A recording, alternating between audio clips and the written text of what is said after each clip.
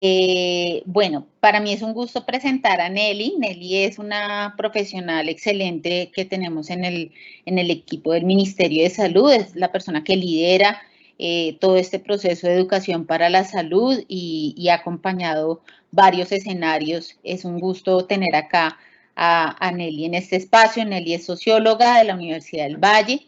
Ha hecho una maestría en estudios latinoamericanos en la Universidad de Sorbona. Es referente de educación para la salud, como lo decíamos, de participación social, de participación en salud, perdón, y de enfoque diferencial del grupo de convivencia social y ciudadana. Y como les decía, es profesional especializada de la Dirección de Promoción y Prevención del Ministerio de Salud. Entonces, nada, es un gusto. Muchas gracias a todos y muchas gracias a Nelly. Muchas gracias. Voy a apagar la cámara para, digamos, agilizar y que no tener problemas de comunicación. ¿Puedes poner la presentación, Magali?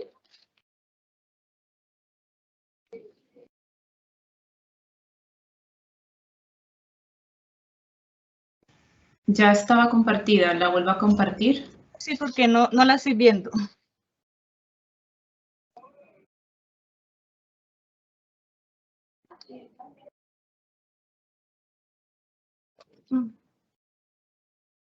No se ve.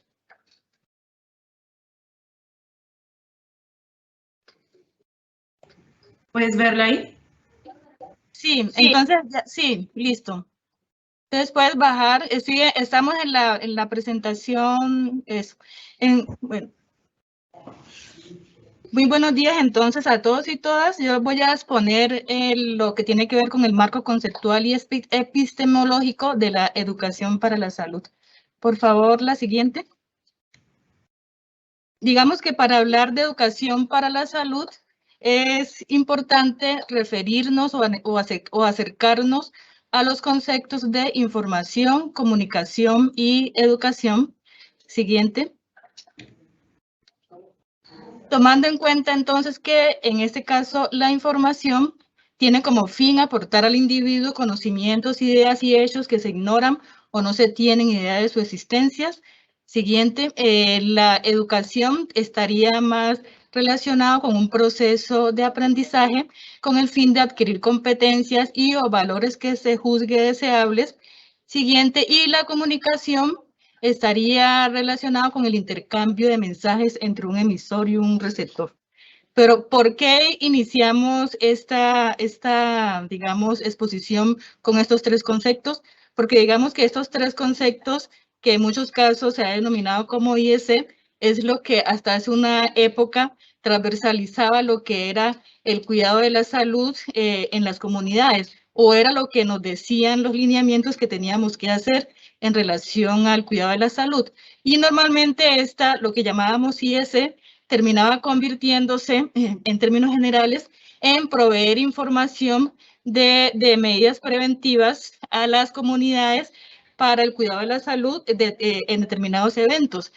Por ejemplo, la prevención en términos de las enfermedades de TB o la prevención para evitar, digamos, la diarrea en los niños, etcétera.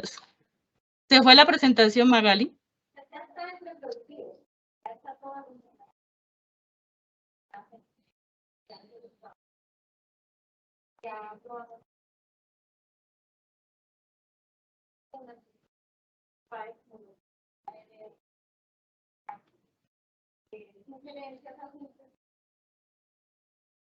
Sin embargo, entonces, a pesar de que nosotros hasta hace una época tomábamos estos conceptos como si fuera algo unitario, e incluso estos conceptos terminaban subsumidos a lo que era la información, cada uno de esos conceptos tiene unos principios, unas historias y unos enfoques que determinan cómo se realiza entonces la educación para la salud. Siguiente. El concepto de información, que es, digamos, el primero que surge a mediados de los años 40, 50, 60, y digamos que está ligada a lo que es la comunicación para el desarrollo y se inscribe en los paradigmas del desarrollo tal y cual lo concebían los países denominados del primer mundo. En este sentido, lo que se buscaba en los países latinoamericanos o los países denominados tercer mundo era de alguna manera copiar esos modelos de desarrollo que habían permitido ese fortalecimiento de esas otras economías, y claramente la salud no es ajena a esa idea de desarrollo y de paradigmas en relación a lo que tiene que hacer el otro.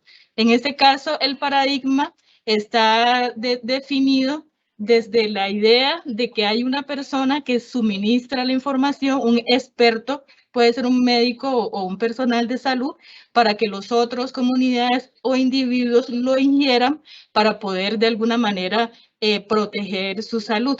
En ese sentido, en este caso es un concepto de información basado en la idea de comunicación para el desarrollo, y se establece entonces una idea prescriptiva de lo que tiene que hacer el otro para el cuidado de la salud. Siguiente. Luego ya en los años 70 empieza a cambiar ese paradigma y ya empezamos a hablar de una educación que es dirigida a impactar la conducta y tiene como fin, como se ve en la presentación, generar estilos de vida a partir de la implementación de comportamientos saludables. Digamos que este paradigma se basa en la comunicación persuasiva, la que es llamada también difusionista, y considera que a partir del conocimiento sobre diversos temas de salud, hará que las personas cambien de actitud y eso hará que cambien sus comportamientos. Digamos que el medio por excelencia para este enfoque son los medios de comunicación masiva. En este enfoque es donde nace el mercadeo social, también lo que conocemos como la educación sanitaria, e incluso lo que conocemos como la promoción de la salud y el entretenimiento. Con el mercadeo social, digamos, asociado a ese paradigma difusionista, se pretende promover prácticas y productos de beneficio social desde los medios de comunicación orientados al cambio de comportamiento individual. Ejemplo, evitar que las personas consuman tabaco o que consuman grasa, y sus objetivos son persuadir o disuadir a las personas en relación con la realización de determinada conducta o anticiparse a que los sujetos adopten comportamientos que afecten su salud, o promocionar los derechos y las acciones de salud y el autocuidado, o reforzar comportamientos y saberes favorables para mantener y fortalecer la salud, etc. Digamos que una de las estrategias más conocidas desde este enfoque, que creo que muchos de los que están aquí presentes conocen, es lo que llamamos la estrategia COMBI, que es comunicación y movilización social para transformar conductas. Y esta metodología COMBI, pues que yo creo que la hemos utilizado mucho, se trabaja sobre todo en las enfermedades ETB, como para prevenir el dengue o para prevenir la malaria. Y parte entonces es persuadir a que las personas hagan esos comportamientos que sabemos que van a evitar la enfermedad. Por ejemplo, si ya sabemos que para evitar la malaria se requiere usar toldillo, pero que las personas no quieren usar el toldillo, ¿qué estrategia usaríamos para que estas personas usen el toldillo más allá de la prevención de la enfermedad?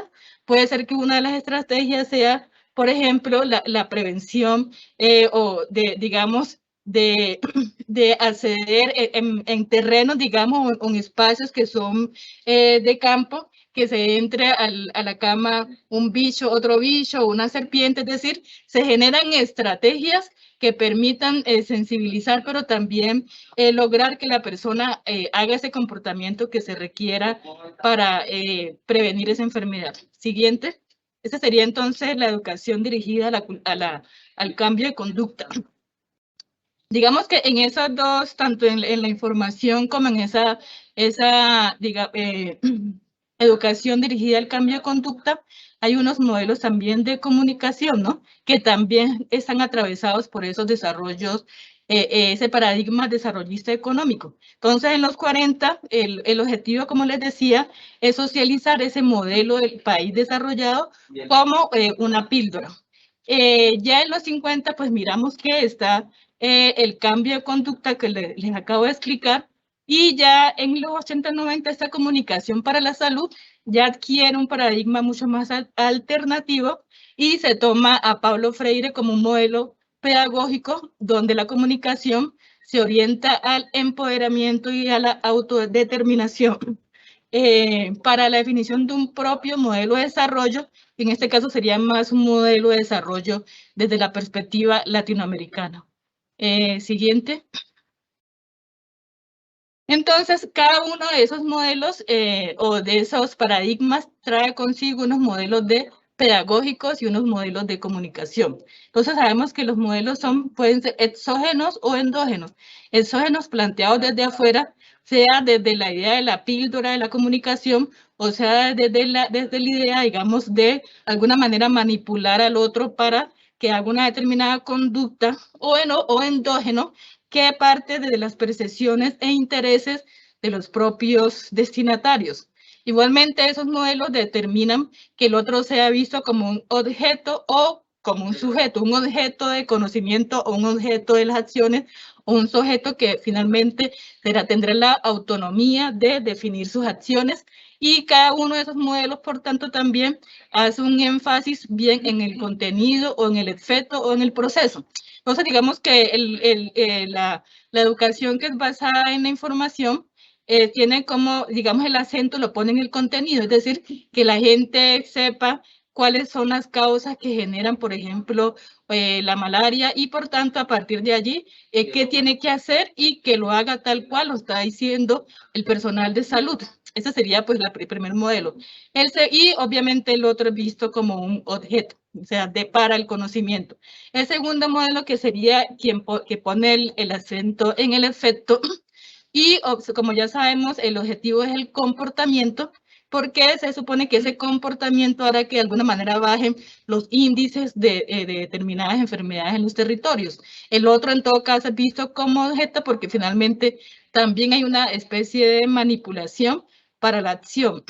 Y el último proceso, el último modelo, ve al otro como sujeto, haciendo un énfasis en el proceso, con el fin de que el otro de alguna manera tome conciencia, es decir, conozca todo lo que está, digamos, atravesando esos fenómenos, y a partir de allí, de manera libre, pueda tomar desde su autonomía, pueda tomar sus decisiones. Entonces, esos serían digamos que lo que se dice es que estos son modelos ideales, pero en la realidad esos modelos están entremezclados. Igualmente, ya sabemos que a pesar, pues, de que existen unos modelos muy claros, pedagógicos y de comunicación, en ese momento aún sigue persistiendo sobre todo el modelo de contenidos, es decir, hacer charlas a las personas sobre las enfermedades, cómo se previene, etcétera. O sea, como si eso fuera realmente resolver, digamos, o a transformar, digamos, esos conceptos de salud y de autocuidado. Y hay un porcentaje todavía, pues no creo, que está poniendo el énfasis en los efectos con estrategias que permitan una transformación del comportamiento de las personas para el cuidado de la salud.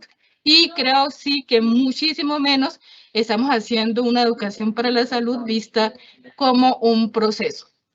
Lo otro también hay que decirlo, estos énfasis también implican unas temporalidades, y lo más probable es que si esta educación como proceso tenga unos alcances o tenga, digamos, unos resultados a largo plazo. Los defectos pueden ser a corto, mediano, y contenido, pues esperan que sea corto, pero tal vez tampoco se logren los objetivos esperados. Siguiente.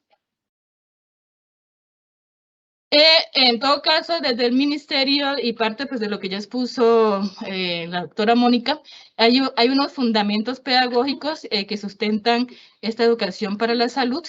De alguna manera se separa en la segunda generación, igual todavía hay un componente comportamental, pero con el objetivo final de que lleguemos a la tercera generación de la educación para la salud, desde esa visión participativa y emancipadora, que implica en todo caso un diálogo interesestructurante con una perspectiva pedagógica crítica de constructivismo social y aprendizaje significativo desde las personas, desde sus intereses, desde sus conocimientos, basada en derechos, con su problematizador, con una estrategia que es súper fundamental, que es el diálogo de saberes, pues reconoce esas diferencias de conocimientos, de etapas, de territorios, etcétera, y con unas técnicas educativas que estarían basadas en la educación popular, y como ya lo dijimos, desde la idea de de desarrollo de pensamiento crítico y aprendizaje significativo. Siguiente.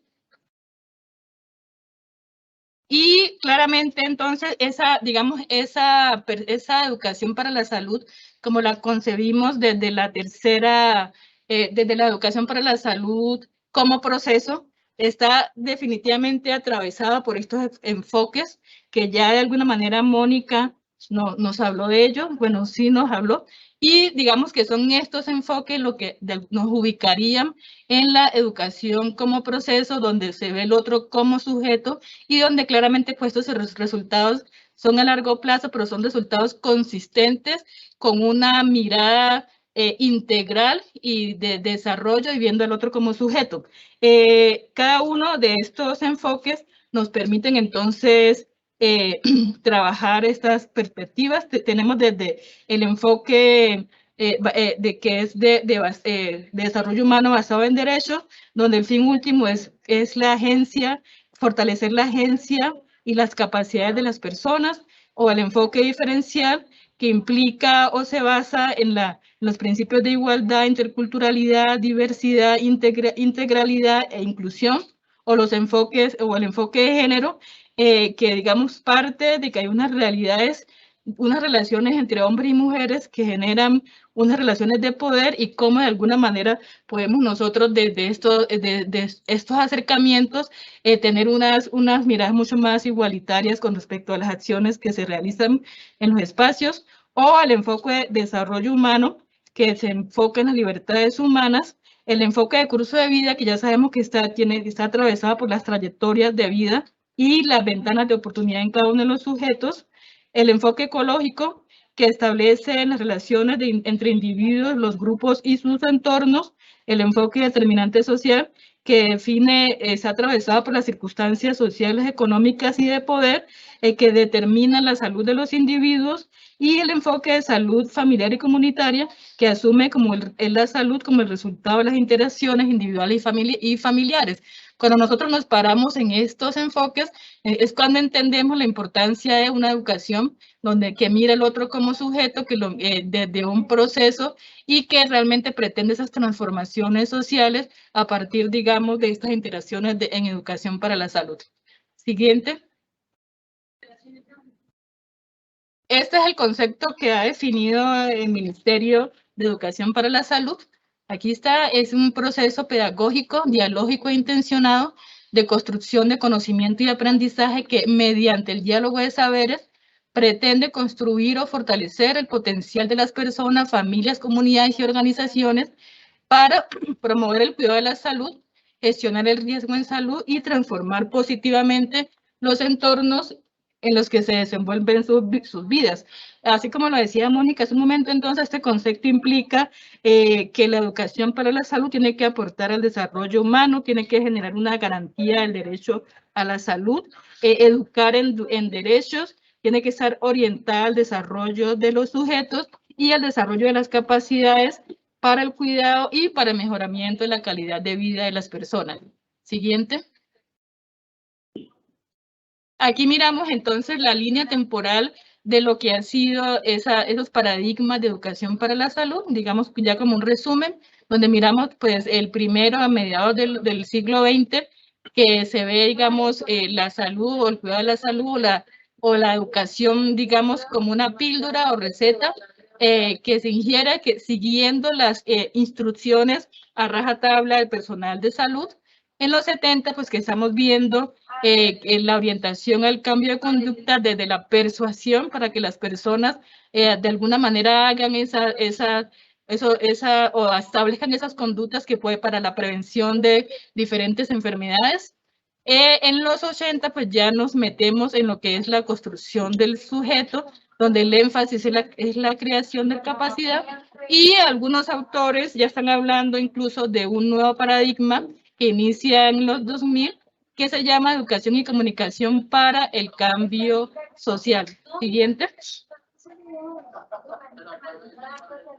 En esta Educación y Comunicación para el Cambio Social, que como les digo es un nuevo paradigma, que creo pues que aún está débil en términos de la apropiación, de nuestra apropiación en su realización.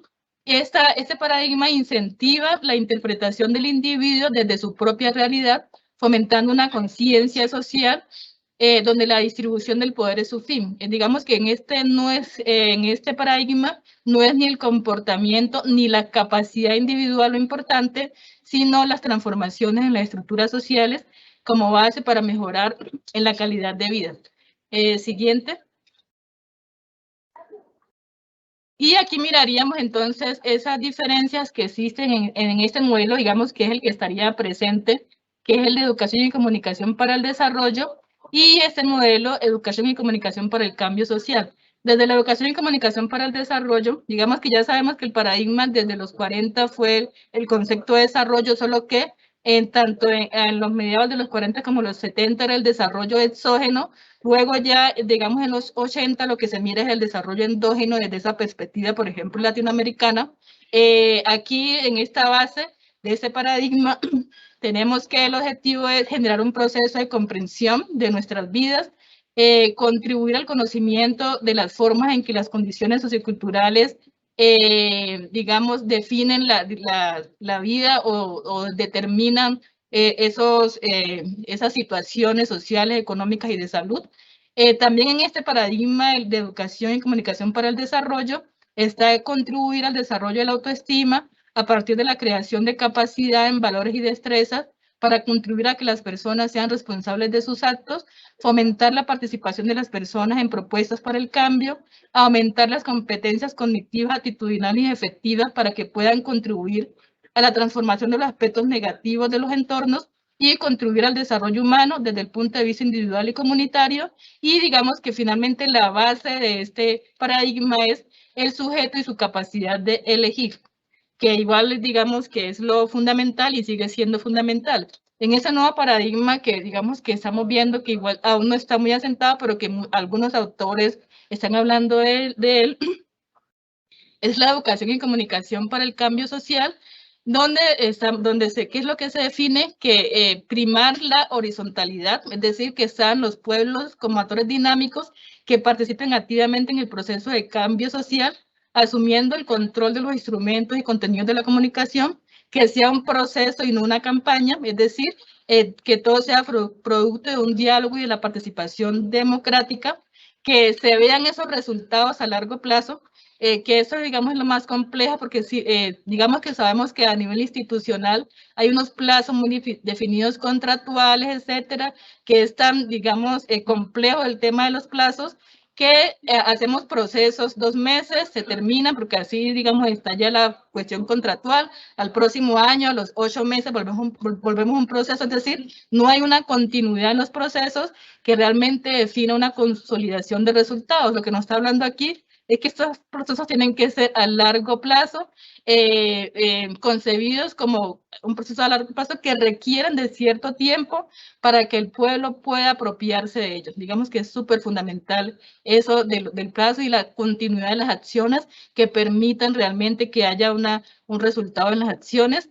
Que sea una perspectiva colectiva, digamos, todos actuando en interés de la mayoría, que sea con las comunidades, con las personas, todo lo que se haga, la investigación, el diseño y los mensajes, que sea específico, es decir, que cada cosa que hagamos sea definido dependiendo de la comunidad. Entonces tenemos aquí, depende del enfoque, del espacio territorial, del tipo de comunidad, bueno, y todos esos enfoques diferenciales que estoy segura que ya todos y todas conocemos, que esté enfocado en las necesidades del pueblo. Pues otra vez aquí tenemos el concepto del diálogo en comunidad y que los instrumentos de comunicación ayuden a identificar, definir y discriminar esas necesidades sentidas desde la percepción de los sujetos, que sea apropiada por las personas y que digamos que se base en la concientización y no en la persuasión, que es lo que sabemos que aún funciona en este momento cuando hablamos pues, de las acciones que son guiadas para la transformación de la conducta.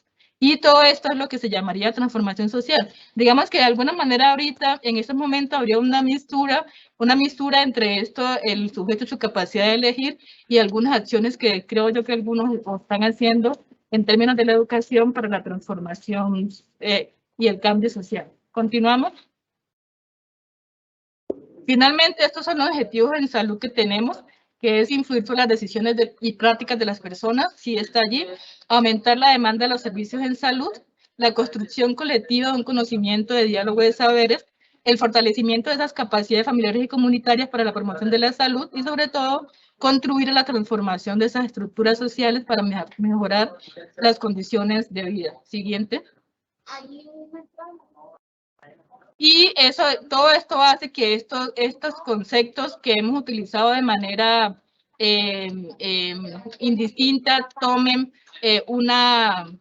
digamos, se puedan transformar de la forma en que la concebimos. Entonces aquí ya sabemos que la información básicamente es dar a conocer una problemática y que esa dar a conocer realmente no va a generar ni transformaciones, ni concientizaciones, ni resultados a largo plazo. En todo caso, sabemos que la información es importante, siempre hay que dar la información, pero la información no es la educación. Tenemos la educación que ya sabemos que es para generar competencias, para que las comunidades, los individuos y familias puedan hacer frente a esa problemática de elegir, transformar de manera autónoma para mejorar sus condiciones de vida, es decir, que esta es la base de todo lo que hacemos de educación para la salud, y sabemos que la comunicación estaría inscrita en las herramientas para informar, pero sobre todo qué herramientas usamos para generar esas competencias y articulaciones con las comunidades para esas transformaciones sociales en relación a la calidad de vida y al cuidado de las personas. Siguiente. Bueno, creo que era hasta la parte, ya terminamos, ya era hasta qué significaba la educación para la salud, cuáles eran esos paradigmas y cómo tendríamos entonces nosotros que empezar digamos, a fortalecer esas formas en que realizamos educación para la salud con las comunidades. Yo lo dejaría hasta aquí. Esta parte ya seguiría para creo que la va a hacer la otra expositora. Entonces, muchas gracias y quedamos atentos a las preguntas que surjan de acuerdo a esta exposición. Muchas gracias.